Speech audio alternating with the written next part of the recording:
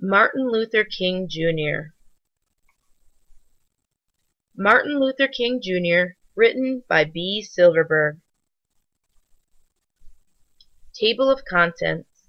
Introduction, Life in the South, Starting His Work, I Have a Dream, Glossary. Martin Luther King Jr. at the Lincoln Memorial, 1963. Introduction. Each year we celebrate Martin Luther King Day.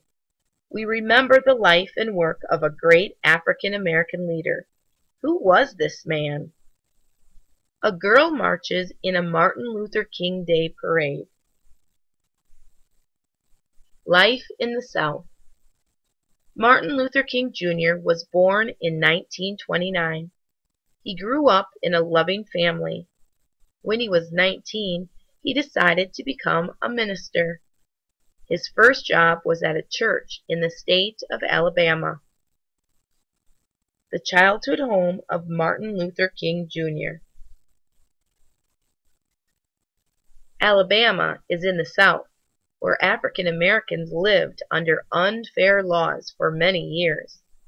Before the Civil War, most black people were slaves to white owners. After the Civil War, slavery ended in America, but many states in the South then passed laws to keep blacks apart from whites. Abraham Lincoln. President Abraham Lincoln passed a special law to free the slaves. These unfair laws took away the rights of many blacks.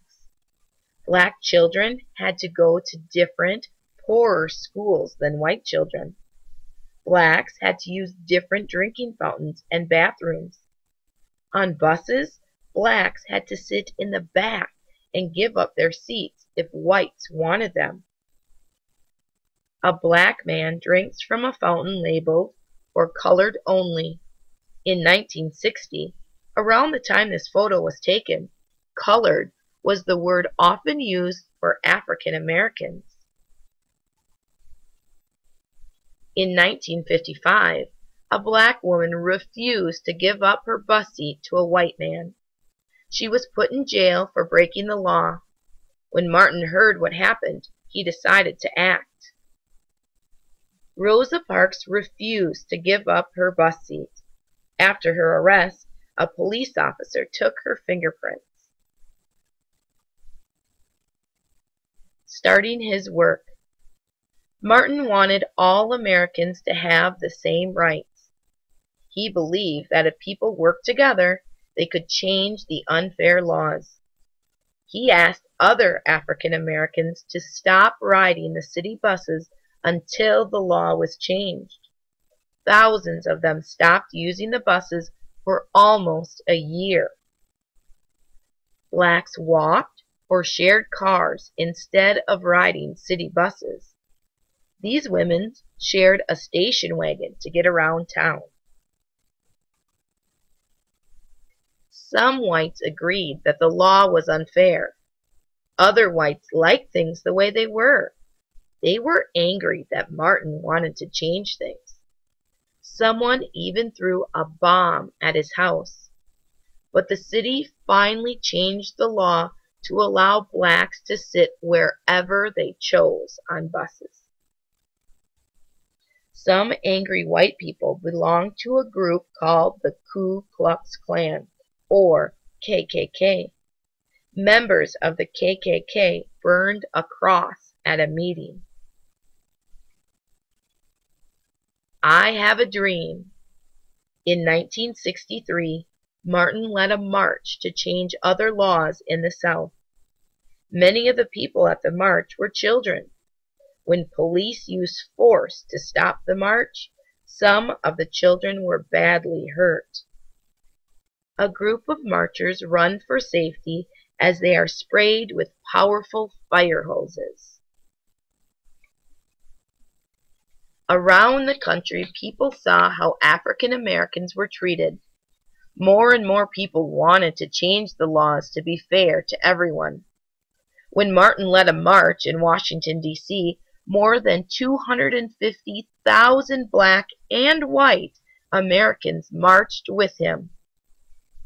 Martin's 1963 March on Washington ended near the Washington Monument. At that time, it was the largest march ever held in the Capitol. At the march, Martin spoke to a cheering crowd. He shared his dream that one day the color of a person's skin wouldn't matter. All people would be free at last. The next year, the United States passed a law ending the separation of blacks and whites. Martin Luther King Jr. gives his famous "I Have a Dream" speech. The work wasn't over, though. Many blacks were still poor. Their lives were still hard. Martin kept working for better homes, schools, and jobs for them. Then, in the spring of 1968, Martin was shot by a white man. A poor family in their Washington, D.C. apartment. Martin died at the age of 39.